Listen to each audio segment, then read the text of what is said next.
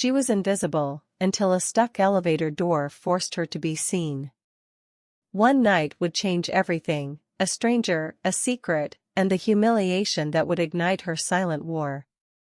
Marina took a deep breath in front of the hospital mirror. Her white uniform felt like armor against a world that ignored her. Outside, the voices of doctors echoed through the hallways. They celebrated successes that never bore her name. After 5 years as a nurse, she knew every face, every story, but her own dream of dancing was forgotten, much like the yellowed plastic cover on her roommate Sarah's detested couch. "Are you ever going to take that cover off?" Sarah teased, adjusting her dance outfit. Marina smiled without a word. The evening performance at the Metropolitan Theater was her only escape, but even that, her supervisor, Ms. Albright, dismissed as merely a hobby, not a career. The shift stretched on between antibiotics and patient charts. In room 412, Mr. Henderson angrily spat about new tests. "All you people do is paperwork." Marina wiped her sweat without reacting. But Ms. Albright suddenly appeared behind her, her voice sharp. "Leave the patient, Ms. Leroy. The supply closet is a mess." The nickname Ms. Leroy, always cold, never Marina, sounded like a seal of invisibility. At 6:45 p.m., her heart pounded. "Don't forget my 7 p.m. performance," she called out to Sarah. But fate had other plans. In the elevator leading to the lobby, the lights flickered. A sharp clang. Darkness. 3 people trapped: Marina, a man faintly smelling of shrimp cocktail, and a woman hyperventilating. "Breathe deeply," Marina instructed, fighting her own rising panic. In the dark, the man stumbled against her. "Excuse me," he murmured. His voice was a thread of calm in the chaos. She couldn't see his face, but felt the warmth of his hand holding hers for a moment. Outside, Sarah danced alone. Marina missed the performance, but gained a secret. In that darkness, someone had listened to her. The elevator remained motionless. Marina's heart accelerated against her ribs. The woman who had been hyperventilating was now calmer, thanks to Marina's instructions. The man, the one whose hand had touched hers, remained silent, but his presence was almost palpable in the absolute darkness. "Has anyone here ever heard of claustrophobia?" asked the woman, attempting to cover her panic with weak humor. Marina recognized the tactic. She practiced it every day with frightened patients. "We're not alone here," replied Marina, her voice steady as an anchor. "And we won't stay trapped forever. There's an emergency button." She reached out, found the control panel by touch. Her fingers pressed. Nothing. Again. The same silence. The man moved. She heard him breathing closer. "Let me try," he said. His voice was calm, controlled, with an accent Marina couldn't quite place. Maybe from somewhere outside the city. Maybe from very far away. He also pressed the button. The same emptiness responded. "Fantastic," muttered the woman. "We're going to die here. Trapped in an elevator that smells like shrimp." Marina laughed. It was involuntary, but genuine. And then the man laughed too, a real sound that echoed against the metal walls. Even the woman gave in to the absurdity. Minutes passed. Or hours? Time was strange in the darkness. They talked about trivial things to avoid panic: dance performances, work at the hospital, lives that didn't touch, but were now intertwined in this moment. "Why were you leaving the hospital?" Marina asked the man. "Work," he answered briefly. "And you? You seemed in a hurry." "I had an important appointment," said Marina, and her voice carried a sadness she couldn't hide. "But I think I missed it." "Sometimes, what we lose isn't really lost," replied the man. There was something poetic about it, something that touched Marina unexpectedly. She wished she could see his face. Wished she could remember this moment differently, not as captivity, but as an encounter. The woman tried to distract herself and began telling stories about dancers she'd seen at performances. Marina listened, and for an instant, she forgot she was trapped. Forgot she was invisible. In this elevator, someone was really listening to her. Someone was paying attention. "Do you dance?" the man asked Marina. She hesitated. She'd never admitted this to a stranger. But in the darkness, truth seemed to come more easily. "Yes," she confessed. "Or I want to dance." "It's complicated." "What's better is always complicated," he said, and there was wisdom in those words that made Marina's chest tighten. The emergency team finally arrived. The doors opened to the lobby light, almost blinding after so long in darkness. The woman rushed out without a word. Marina and the man stepped out slowly, as if reluctant to leave the bubble they'd created. "Thank you for keeping us calm," he said, turning to Marina. His eyes met hers for a second that felt like eternity. "You're welcome," she murmured. He left the elevator. The woman followed. Marina stayed behind and watched him disappear through the glass doors of the lobby. She'd never learned his name. He'd never asked for hers. When Marina finally left the hospital, the clock showed 8:15 p.m. The performance had ended 45 minutes ago. Marina went to the bus stop alone, but she didn't feel as invisible as before. Someone had seen her. Someone had listened to her. And for a reason she couldn't explain, it changed everything. That night, Marina couldn't sleep. She lay in bed thinking about the conversation in the elevator. His voice. The way he'd said that what's better is always complicated. She painted his face mentally, trying to memorize every detail. But she knew she'd probably never see him again. 3 days later, Marina arrived at the hospital for her day shift. Ms. Albright called her into the conference room with a smile that didn't reach her eyes. "We have a new doctor joining the team," she announced. "He arrives today." Marina's heart accelerated, but she didn't know why. It was just a new doctor. Hundreds of people worked in this hospital. The chances were infinitesimal. But when he walked into the room, tall, with that same controlled smile, those same eyes, Marina recognized him. It was him. The man from the elevator. He scanned the room and greeted everyone. When his eyes reached Marina, there was a moment of hesitation. Did he recognize her? No.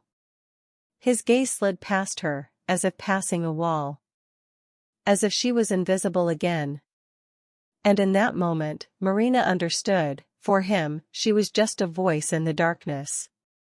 A temporary help.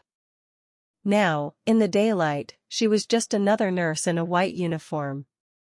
The pain was sharper than it should have been. "This is Dr. Jonas Arnaud," Ms. Albright introduced, her voice full of admiration, an admiration she'd never reserved for Marina. "He's just arrived from Paris and has already worked in major hospitals." Jonas. So that was his name. Marina watched as Ms. Albright made an effort to present him to everyone, as the other nurses exchanged glances. He was exactly the kind of man who attracted attention, intelligent, handsome, with that touch of mystery that comes from someone who'd already lived elsewhere. But he didn't see her. And Marina, accustomed to being invisible, knew exactly how to handle it, by pretending not to see him either. The days that follow are an exercise in silent suffering. Marina sees Jonas every day, in the hallways, at the break room, during clinical meetings, and he still doesn't see her. Or rather, he sees her the way he sees every other nurse, as someone whose function is to execute orders, to bring medications, to record vital signs. A cog in the hospital machine. Ms. Albright, on the other hand, seems to have found a new hobby, getting closer to Jonas. She invites him for coffee, offers to show him the hospital's complexities, laughs at his jokes with a familiarity that isn't authentic. Marina observes everything while she changes bandages in room 414 and pretends to notice nothing.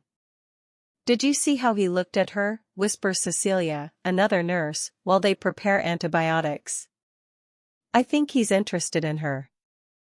Marina doesn't respond. She continues organizing antibiotic vials with exaggerated precision, as if each one were a puzzle piece she could reassemble differently if she tried hard enough. Mr. Henderson, a patient who arrived with chest pain and stuck with a fuzzy diagnosis, becomes the center of Marina's attention. He's an irritable-looking man, mistrustful of doctors, frustrated by the lack of answers. Marina recognizes in him an older version of herself, someone who feels invisible, whose concerns never seem to be taken seriously. "You don't know what's wrong with me," he complains while Marina checks his vital signs for the third time that day. "You run test after test, you charge a fortune, and nothing. Absolutely nothing." "Sometimes, answers take time," says Marina, her voice filled with empathy that goes beyond the professional. "But don't give up. Someone will eventually figure it out." He looks at her really for a moment, as if seeing a whole person and not just a uniform. "You really believe that?" he asks. "I have to believe it," replies Marina. "Otherwise, why would we be here?" That night, Marina leaves the hospital with a strange sensation. Sarah waits for her as always outside, with her inexhaustible enthusiasm. "You look different," observes Sarah as they head toward the bus stop. "More calm. More sad." "I'm fine," Marina denies, but the lie is obvious. "It's because of that new doctor, isn't it?" asks Sarah with the tone of someone who already knows the answer. "Jonas. Everyone's talking about him." "It's nothing," Marina pretends. "I don't even know him." But Sarah has known Marina for years. She knows her silences, her evasions, the way she changes when something hurts her. "You deserve someone who sees you, Marina," says Sarah, her voice gentle. "Really? Not someone who passes by you like you don't exist?" Marina doesn't respond. Because the truth is, she's already used to being invisible. It's easier that way. Less disappointment. Less pain. A week later, Mr. Henderson's condition suddenly worsens. His vital signs spike, and there's an urgency in the air that Marina recognizes as dangerous. Jonas arrives running, with Dr. Miller, a senior physician who frowns while examining the results. "Progressive infection," says Jonas, scanning the files. But the source isn't clear. Marina is there, observing, and something in her stirs. She's seen something in Mr. Henderson's symptoms, a progression that doesn't fit perfectly into an obvious diagnosis. She wants to speak, wants to suggest something, but she knows it's not her place. Nurses don't make diagnoses. Nurses obey. But then, as Jonas turns to leave, Marina speaks. "Dr. Arnaud?" He stops, looks at her, as if seeing her for the first time. Maybe he is. Maybe the urgency of the situation has finally made his invisibility transparent. "Yes," he says, his voice neutral. "Mr. Henderson's symptoms, their progression. Wouldn't that be compatible with lupus, given his history of recurrent infections and the kidney problems that started a few years ago?" Jonas examines her. There's a moment of silence that seems to last an eternity. "You're suggesting?" "Only that it might be more complex than it appears," says Marina, her voice firm despite her heart racing. "But I'm just a nurse." "You're the doctor." Jonas turns completely toward her. His eyes examine her, as if he's really seeing her for the first time. And maybe he is. "What's your name?" he asks. "Marina," she answers. "Marina Leroy." "Well, Marina Leroy," says Jonas slowly, "you just described exactly what I was thinking. I'm going to order more tests, including complete lupus markers." He leaves, leaving Marina with a strange sensation. Finally, someone has seen her. Finally, someone has listened to her. But it wasn't Jonas who saw Marina. It was Jonas who saw a competent professional. And in some ways, it was both better and worse. Ms. Albright appears a few minutes later, her face a barely contained mask of anger. "What were you talking to Dr. Arnault about?" she asks, her voice low and dangerous. "It was just Mr. Henderson needed attention," stammers Marina. "You don't talk to doctors unless absolutely necessary," says Ms. Albright, stepping closer. "And you definitely don't make diagnoses. You're a nurse, not a doctor. Do you know the difference?" Marina knows. She knows very well. The difference is that doctors are seen. Nurses are ignored. And if a nurse tries to be seen, she's punished. "I'm sorry," murmurs Marina. "Apologies aren't enough," says Ms. Albright. "You'll work the night shift alone this week. And I'll be watching your every move." Marina feels the ground disappear beneath her feet. The night shift is always chaotic, especially alone. But she simply nods and accepts the punishment. That night, while working alone in the empty hospital corridors, Marina wonders if it was a mistake to speak. If it was better to stay invisible. But then she thinks of Mr. Henderson, of how he deserved answers, of how her voice, however small, was important. And she decides that maybe it's worth being seen, even if it means facing the consequences. The results arrive 2 days later. Marina isn't present when the results are analyzed, but she overhears the conversation in the hallway between Jonas and Dr. Miller. Her heart accelerates as she recognizes the words, "Systemic lupus erythematosus, progression consistent." She was right. Ms. Albright passes by Marina at that exact moment, her face a mixture of frustration and something that looks dangerously like jealousy. Marina understands in that instant that her suggestion wasn't just an act of competence, it was a threat. A nurse who thinks, who observes, who offers insights, is a nurse who questions authority. And Ms. Albright doesn't tolerate questions. The night shift remains a punishment. Marina works alone while the other nurses enjoy the calmer day shift. She runs between rooms, checks patients, administers medications, cleans, always cleans. Her feet ache. Her back protests. But Marina continues, because it's what she's always done. Thursday night, Jonas appears on the floor. He shouldn't be there, his shift ended at 6 p.m., but he's making one final check on Mr. Henderson before leaving the hospital. Marina sees him through the room's glass window, examining the charts, reviewing the notes. When he exits, their eyes meet. This time, there's recognition. Not just professional. Something more. "Are you working alone?" he asks, approaching her. "Yes," replies Marina. Ms. Albright thought it would be efficient. Jonas understands the message behind the words. He's worked in hospitals long enough to recognize power dynamics, silent punishments, toxic hierarchies. "Mr. Henderson is responding well to treatment," says Jonas. "Thanks to you. Your observation made all the difference." Marina feels something inside her break, not from pain, but from relief. Someone has acknowledged. Someone has seen.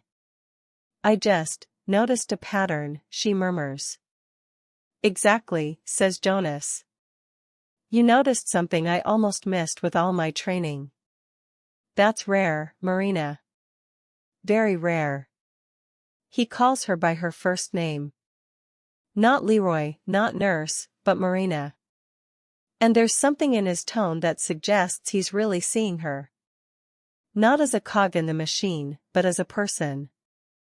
"How long have you been working here?" asks Jonas. 5 years, replies Marina. "And no one's ever noticed your competence?" Marina doesn't know how to answer. The truth is, many have noticed, patients, some doctors, even Dr. Miller has commented on her dedication. But in a hospital where hierarchies are rigid, where nurses are expected to be invisible, female competence is often perceived as a threat. "People notice what they want to notice," Marina finally says. Jonas remains silent for a moment. There's something in his eyes that suggests he's processing something, connecting dots he wasn't seeing before. "You should apply for the charge nurse position," he says suddenly. Marina laughs, but it's a bitter sound. Ms. Albright is already the nursing supervisor. And she wouldn't like that. Ms. Albright is being transferred, reveals Jonas, to an administrative department. The position will be vacant in a few weeks. You should apply. Marina feels the ground tremble beneath her feet. Not from fear, but from hope. Ms. Albright transferred? That would mean freedom. That would mean a chance to be seen, to be heard, to have authority over her own decisions. "How do you know that?" asks Marina. "Because I recommended it," says Jonas. "And because you deserve that chance. More than anyone." Marina wants to ask him how he can be so certain, but before she can speak, his phone rings. An emergency in cardiology. Jonas has to leave. "Think about what I said," he murmurs before disappearing into the corridors. Marina remains alone, holding the application form that Jonas slipped into her pocket, a form she didn't know he had. And she wonders if it's a gift or a curse. Because now, she can't ignore the possibility. Now, she has to consider being seen. The days that follow are torture. Marina carries the form in her bag, heavy as an anchor. And then, Friday, she finds it.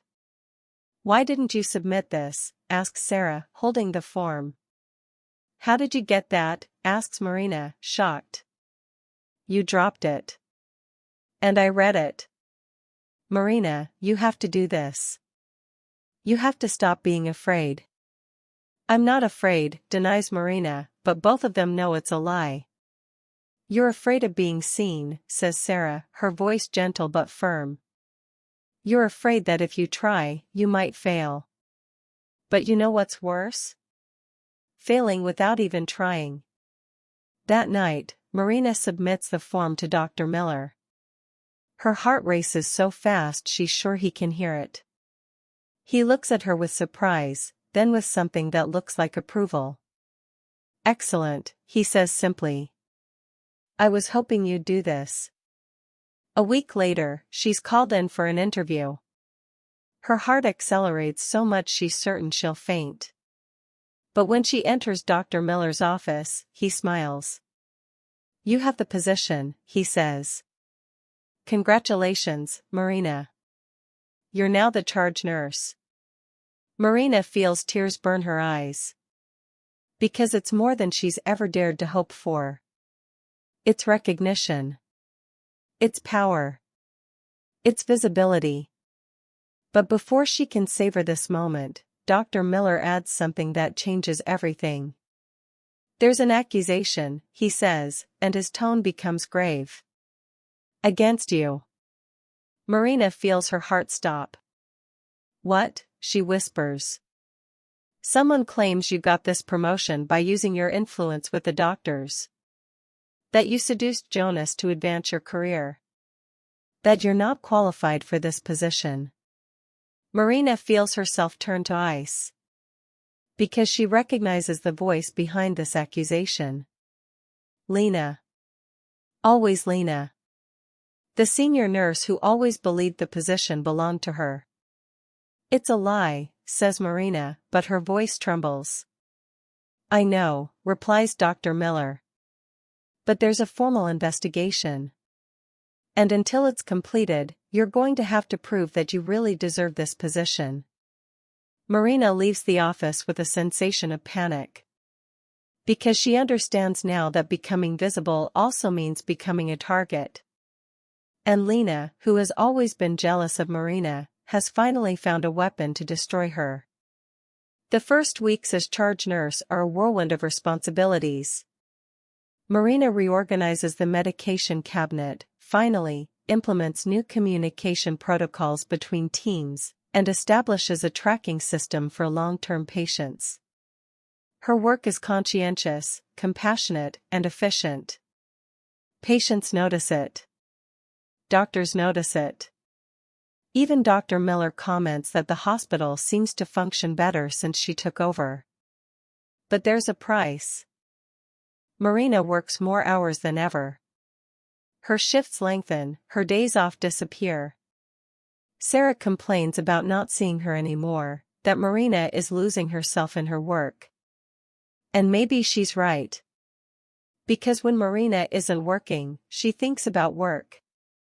When she should be dancing, she's reviewing reports. When she should be living, she only exists professionally. And then there's Jonas. He appears in her office, the small room that's now hers, with coffee and conversations that start with hospital protocols but inevitably drift toward personal subjects. He asks about her family, her dreams, why a woman so talented spent 5 years invisible in a hospital. Because no one asked me to be more, replies Marina one afternoon while she reviews patient files. I'm asking you, says Jonas, and there's something in his tone that makes Marina look up from the document. He's sitting in the chair next to her desk, and there's a proximity between them that wasn't intentional, but absolutely palpable. Marina feels her heart accelerate. Asking me what, she asks, though she knows exactly what he means. To be more. To be yourself. Completely. Not just the competent nurse or the devoted leader. But Marina. The woman who dances, who dreams, who should have been seen a long time ago.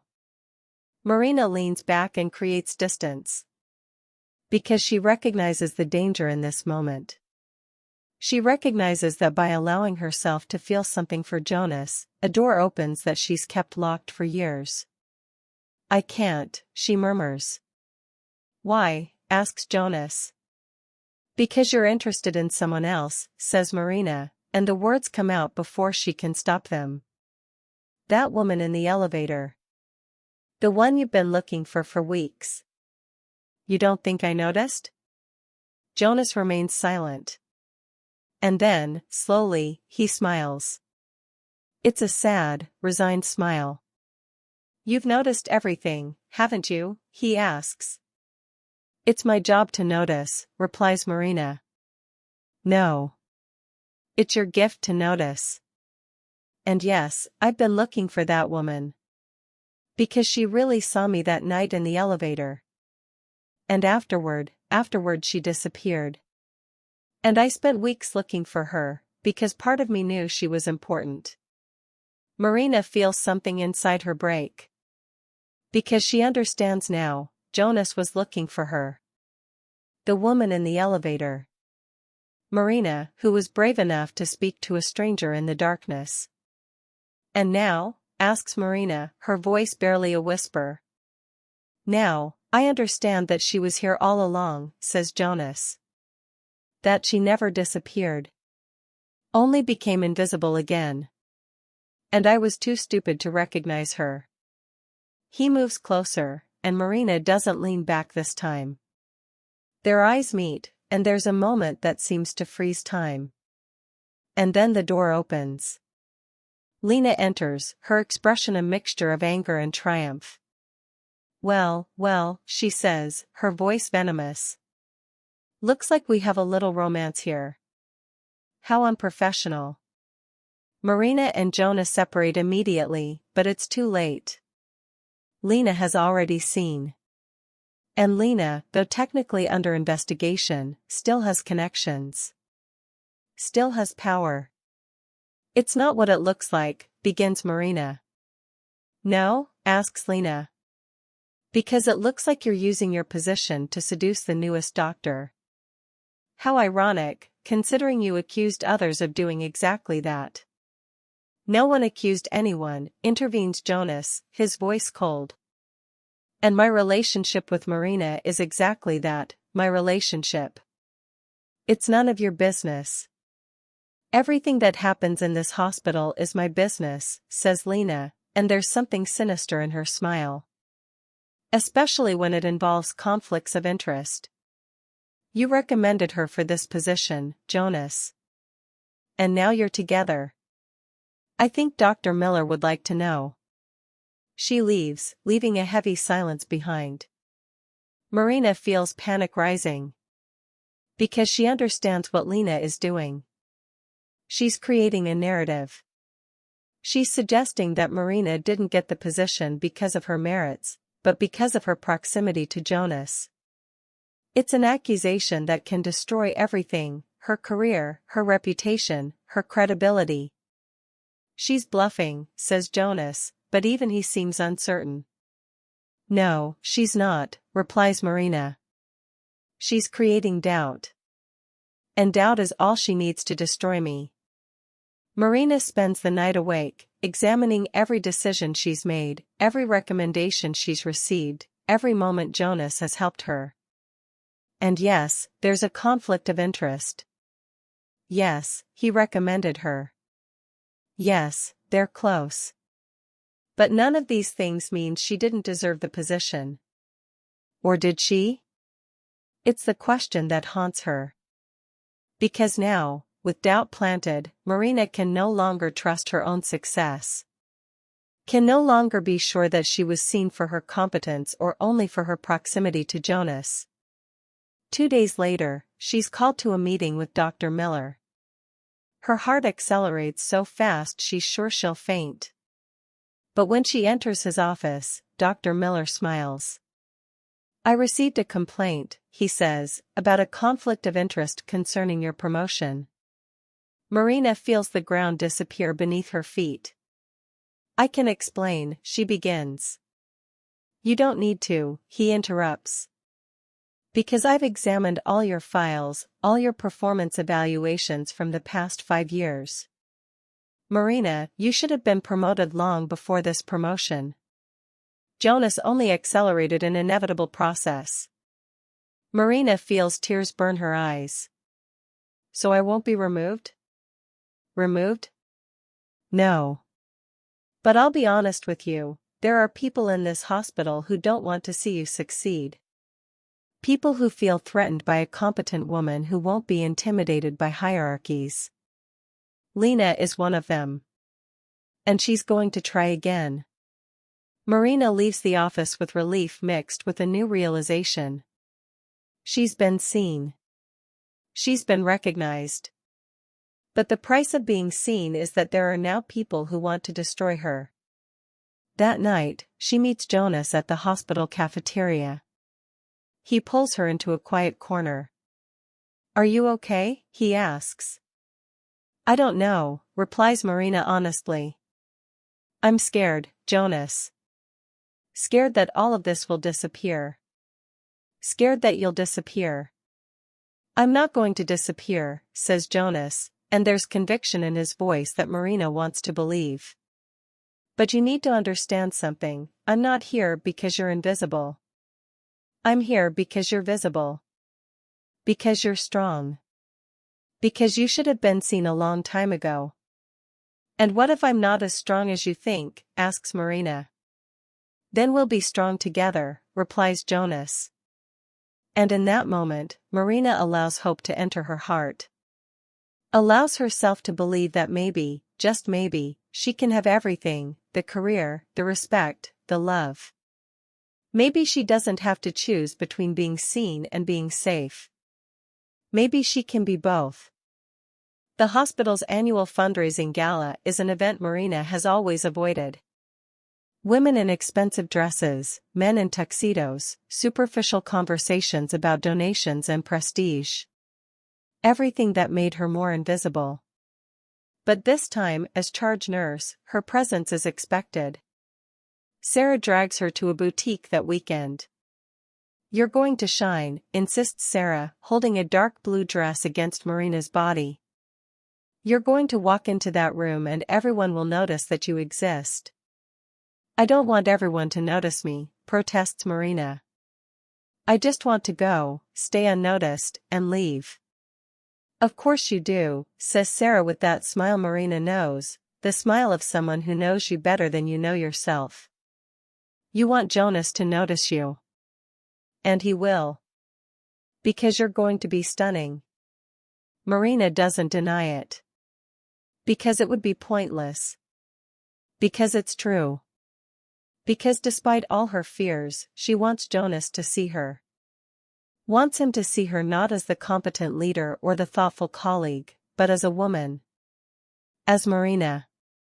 The night of the gala arrives with a cold that promises snow.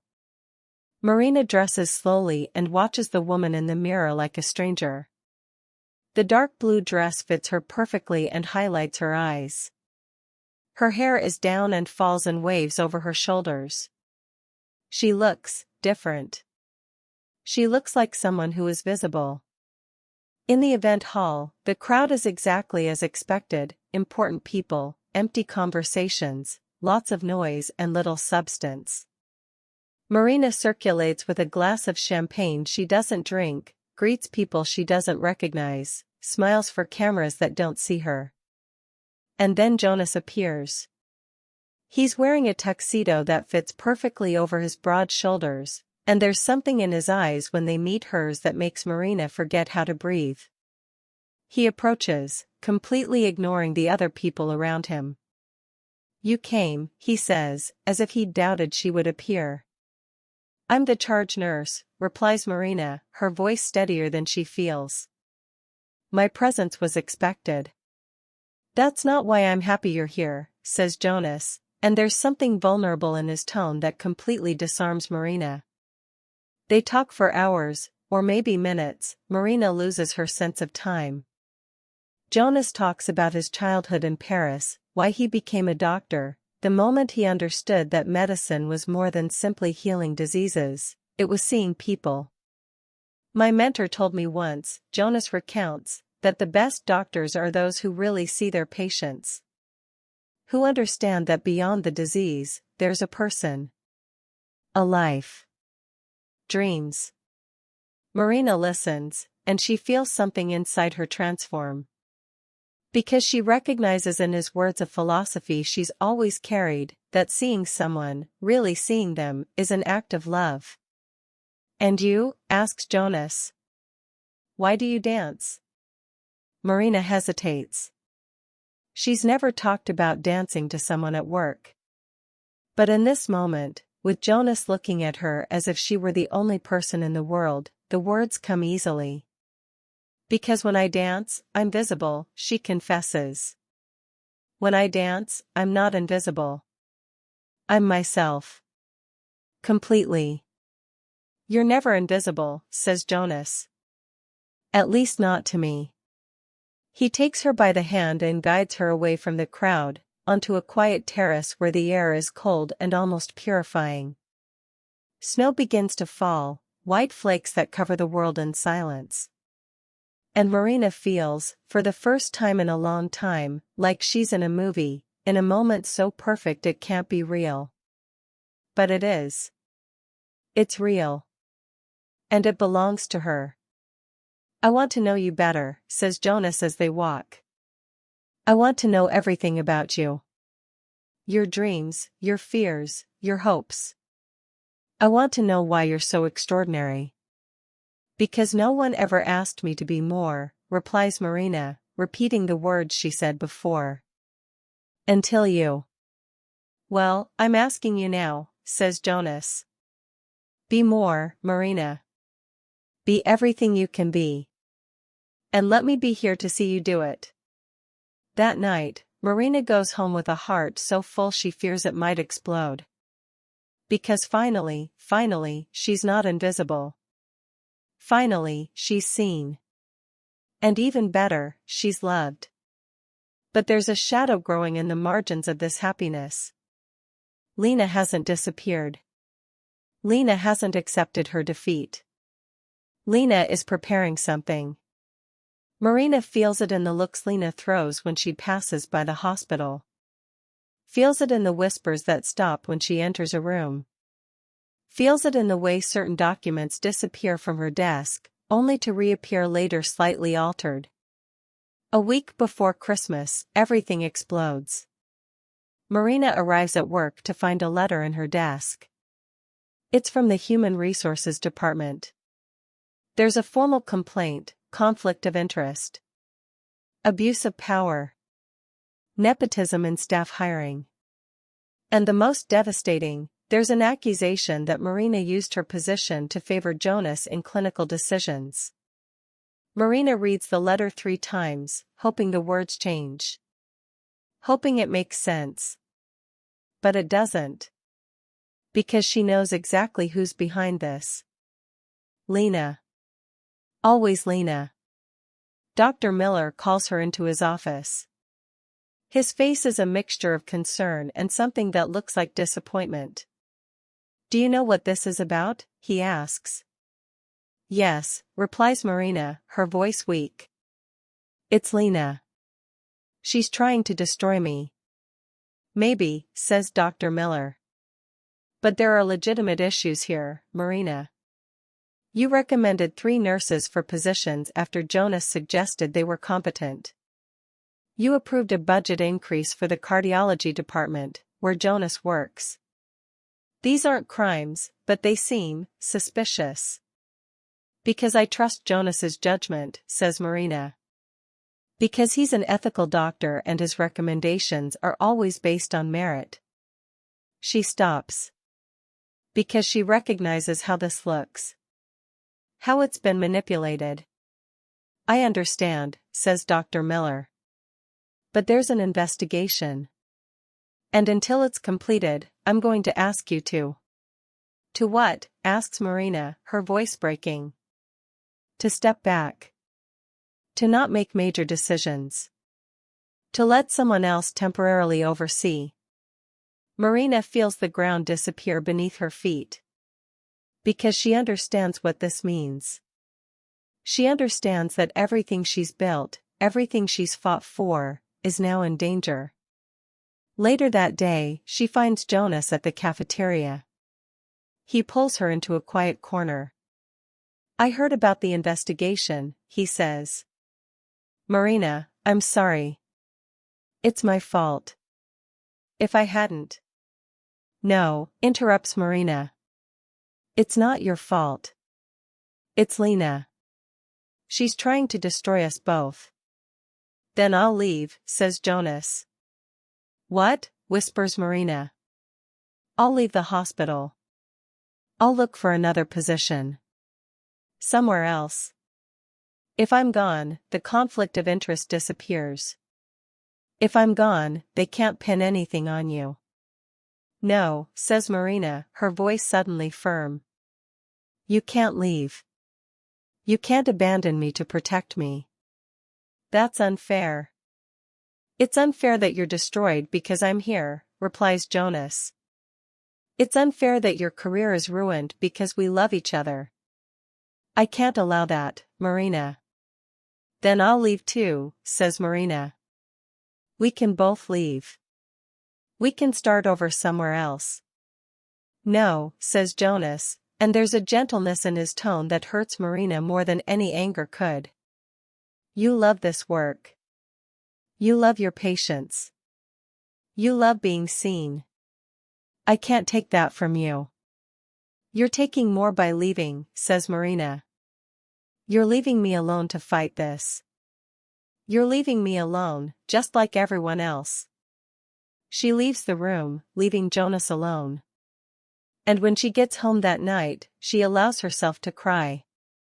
Because she understands finally that even love can be a form of invisibility. That even when someone sees you, they can still leave you. Marina spends the following days gathering documents. Every recommendation she's made, every decision she's taken, every approval she's signed, everything is meticulously organized in folders, with dates, justifications, and context. Because she understands now that the only way to fight accusations is with facts. With truth. Sarah helps her, sitting beside her at the kitchen table and organizing papers late into the night. "You're strong," observes Sarah while watching Marina work. "Stronger than you know." "I don't feel strong," replies Marina, her eyes red from fatigue. "I feel like I'm drowning." "But you're swimming," insists Sarah. "You're fighting. And that's all that matters." Monday, Marina requests a meeting with Dr. Miller. He receives her in his office, and there's something in his expression that suggests he already knows what she's going to say. "I have evidence," begins Marina, spreading documents across his desk. "Of every recommendation I've made, every decision I've taken. All are based on merit. All are documented. All are justified." Dr. Miller examines the papers slowly. His face remains neutral, but Marina can see he's impressed. "This is very thorough," he says finally. "Because it's the truth," replies Marina. "Everything I've done was right. Everything I've done was in the hospital's best interest. And if Lena thinks she can destroy me with lies, she's wrong." "Marina," begins Dr. Miller, and there's something in his tone that terrifies Marina. "What?" she asks. "There's another accusation. This time against Jonas." Marina feels her heart stop. "What?" she whispers. She claims that Jonas recommended unnecessary procedures for patients, just to increase the hospital's billing. That he used his position for personal financial gain. Marina feels anger rise in her chest like a wave. "It's a lie," she says, her voice trembling. "Jonas is an ethical doctor. He would never do that." "Maybe," says Dr. Miller. "But now there's an investigation against him too. And if you continue defending Jonas, you come under suspicion yourself." Marina understands the message. If she supports Jonas, she becomes herself suspect. If she abandons him, she betrays him. It's a perfect trap. And Lena has brilliantly said it. But Marina refuses to play this game. She refuses to sacrifice someone she loves to save her career. Because if she does, she becomes invisible again. She becomes the woman who abandons others to survive. "I'm going to defend him," says Marina firmly. "Because it's the right thing to do." The weeks that follow are a bureaucratic nightmare. Interviews, interrogations, documents examined from every angle. But Marina doesn't give in. She documents everything. She answers every question with honesty. She refuses to bend. And then, one night, she receives a call from Jonas. "I'm leaving," he says, his voice flat. "No," replies Marina immediately. "You can't leave." "I have to," insists Jonas. "Marina, I can't do this to you. I can't see you destroyed because I'm here." "Then don't leave," says Marina. "Stay and fight. With me. Side by side." There's a long silence. "You think I can win?" asks Jonas. "I think we can win," replies Marina. "Together." Jonas agrees to stay. And together, they gather evidence. Jonas examines every procedure he's recommended, every decision he's made. And each one is justified. Each one was medically necessary. There's no evidence of fraud. There's no evidence of immorality. At the end of the second week, the results are announced. Marina is completely exonerated. Every accusation against her is judged groundless. Every decision she made is validated as appropriate. And more importantly, Lena is accused of defamation, abuse of power, and harassment. Lena is fired. Marina receives the news from Dr. Miller in his office, the same office where everything was taken from her, with formal apologies. "You were treated unfairly," says Dr. Miller, and there's guilt in his eyes that's almost unbearable. "You deserved protection. You deserved to be defended." "I defended myself," replies Marina, and there's strength in her voice that wasn't there before. "Yes, you did," acknowledges Dr. Miller. "And now, I want to offer you a promotion. Not just back to your charge nurse position, but to Director of Nursing Services. You would have authority over all nursing departments in the hospital." Marina feels the ground tremble beneath her feet. Because it's more than she's ever dreamed. It's recognition. It's power. It's visibility. "I accept," she says, her voice firm. That night, Jonas calls her. "We won," he says, and there's joy in his voice that she's missed. "We really won." "Yes," replies Marina. "We won." But as she speaks the word, victory seems strangely hollow.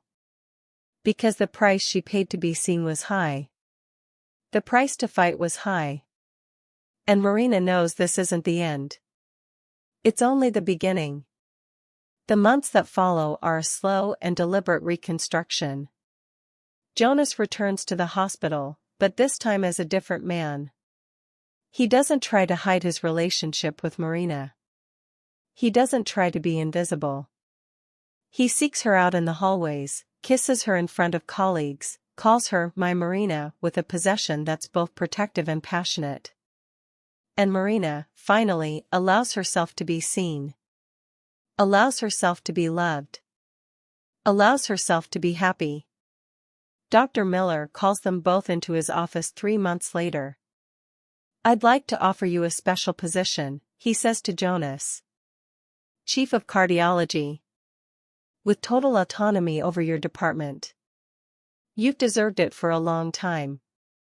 Jonas looks at Marina before answering. It's as if he's asking permission, as if his career matters less than her presence in his life. "I accept," he says finally. "With one condition." "Which?" asks Dr. Miller. "That Marina is consulted in all decisions that affect nursing. That her voice is heard. That she's never invisible again." Dr. Miller smiles. "That's already the case," he says. "Marina is the Director of Nursing Services. She has total authority." Jonas squeezes Marina's hand, and there's something in his gesture that says he finally understands. She doesn't need him to be seen. But he wants to be here while she shines. Life continues. The hospital changes. Lena disappears completely, transferred to a hospital in another region, where her reputation doesn't precede her. Other nurses begin applying for leadership positions, inspired by Marina's example. The system changes, slowly, from a rigid hierarchy to a more collaborative structure. And Marina dances again. Not professionally, not yet. But on weekends, she and Sarah go to contemporary dance classes. And there's something in her body when she moves that's pure, that's free, that's finally herself. Jonas watches her dance one evening, sitting in the studio bleachers, with a smile that's pure admiration. "You're beautiful," he says when she comes down from the stage, sweating and breathless. "I'm strong," corrects Marina, but she smiles. "You're both," says Jonas. "You're everything." On Christmas Eve, a year after the day Jonas appeared at her door, Marina and Jonas are at home. The couch still has that yellowed plastic cover. Marina decided to keep it as a reminder of where it all started. There's a Christmas tree in the corner, decorated with lights that flicker softly. There are gifts underneath, wrapped in red paper. Sarah arrives with wine and homemade cookies. They sit together, and as they eat and laugh and tell stories, Marina feels finally in place. Because she understands now that everything she's gone through, the invisibility, the struggle, the pain, had meaning. Everything led to this moment. To this life. To this family she's built. I'm proud of you, Sarah tells Marina while Jonas is in the kitchen. You fought. You didn't give up. You didn't become invisible. I'm still fighting, says Marina. I'm still learning to be seen. That's all that matters, replies Sarah. Not that you're perfect. But that you try. Jonas returns with dessert, and they eat together. And Marina, as she eats and laughs and enjoys the company of these people she loves, allows herself to believe that maybe, just maybe, she's finally found a place where she can be seen, be loved, be herself. But as they finish the meal, Jonas stands up. His heart accelerates. There's something in his expression that suggests this moment is different. That this moment changes everything. Marina, he says, his voice trembling. There's something I want to ask you. He pulls a small box from his pocket. Marina feels her heart stop. I know we've been through a lot. I know we almost lost each other. But you taught me something important, that seeing someone, really seeing them, is an act of love. And I want to see you for the rest of my life. I want to see you dance, see you succeed, see you shine. I want to see you be yourself, completely, without fear. He opens the box. Inside is a ring, simple, elegant, perfect. Marina Leroy, will you marry me? Marina feels tears burn her eyes. Because it's the moment she's always dreamed of, but never dared to hope for. It's the ultimate recognition. It's love that says, you are seen, you are loved, you are important. Yes, she murmurs. Yes, I want to marry you. Jonas slips the ring on her finger, and Sarah screams with joy. They embrace, and Marina feels that everything is finally in place. That everything she's fought for, everything she's endured, has led to this moment. That night, Marina can't sleep. She watches the ring on her finger, glowing under the light of the Christmas lights. And she thinks about the woman she was, invisible, silent, accepting being ignored. And she thinks about the woman she's become, visible, strong, loved. And she understands that the transformation didn't begin when Jonas saw her. It began when she saw herself. When she decided she deserved to be seen. When she chose to fight for her place in the world. Jonas is asleep beside her, his hand holding hers. And Marina finally feels safe. Finally feels at home. The months leading up to the wedding are a whirlwind of planning and joy.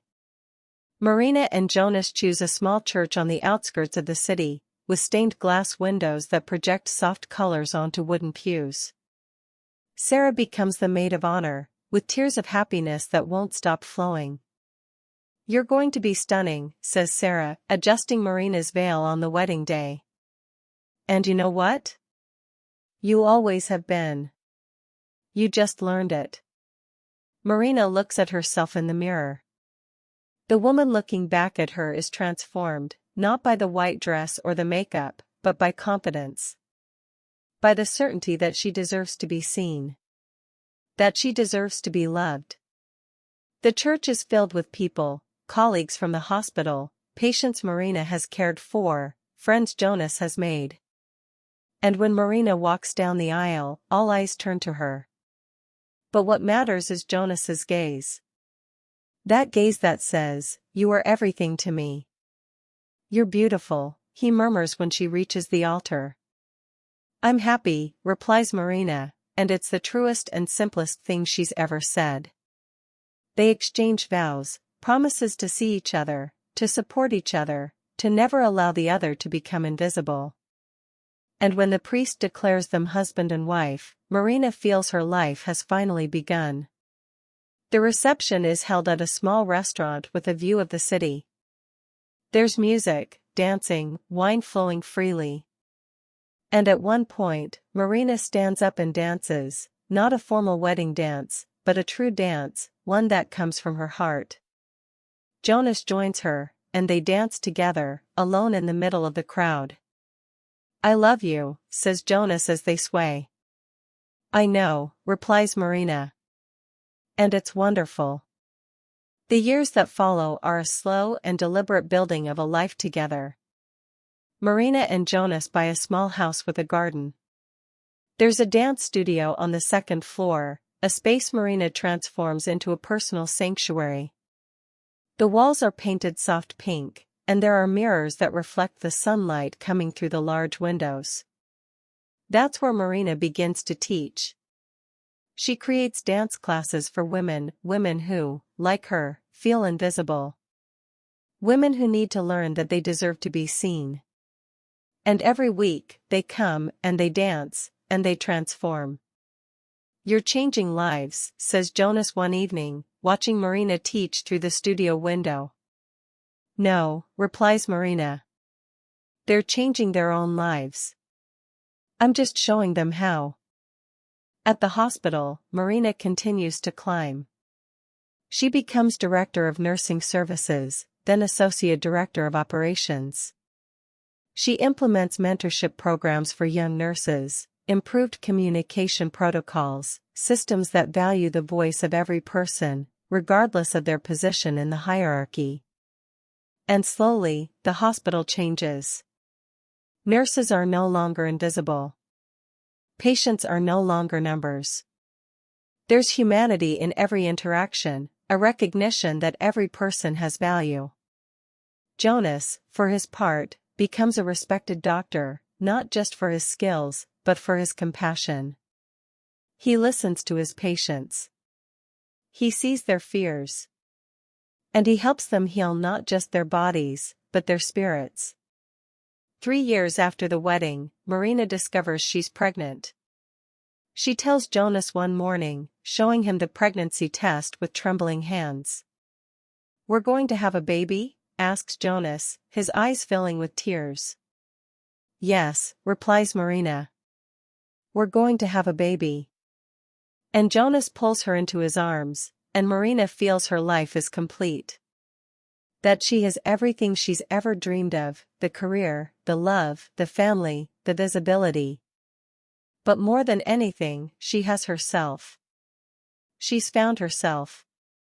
And she will never be invisible again. 5 years later, Marina sits in her office at the hospital. She's now the associate director of operations, a position she never imagined occupying when she was invisible in the hallways. Her collaborative leadership system has become a model that other hospitals try to copy. She's invited to conferences, to give lectures, to share her experience. And at home, she dances. Not just on weekends, but also professionally. She and Sarah have opened a community dance studio that offers free classes to women who need to learn to see themselves again. The studio is called Visible, a name that carries symbolic weight that Marina understands deeply. Jonas is by her side through all of this. He's the chief of cardiology, respected and admired. But more importantly, he's a husband who sees his wife. Who celebrates her. Who supports her. And he's a father. Their son, Leo, is now 3 years old, with his mother's eyes and his father's smile. Marina watches Leo dance in the studio, his small feet trying to follow his mother's movements. And she wonders, will he see the world differently? Will he understand that seeing someone, really seeing them, is an act of love? "Mom, look," cries Leo, executing a clumsy little jump. "I see you, my love," replies Marina, pulling him into her arms. "I always see you." One night, Marina looks at herself in her bedroom mirror. She's 40 now, 10 years older than when she met Jonas in that elevator. Her hair has a few gray strands. Her face bears the marks of time and life. But when she looks at herself, she doesn't see an invisible woman.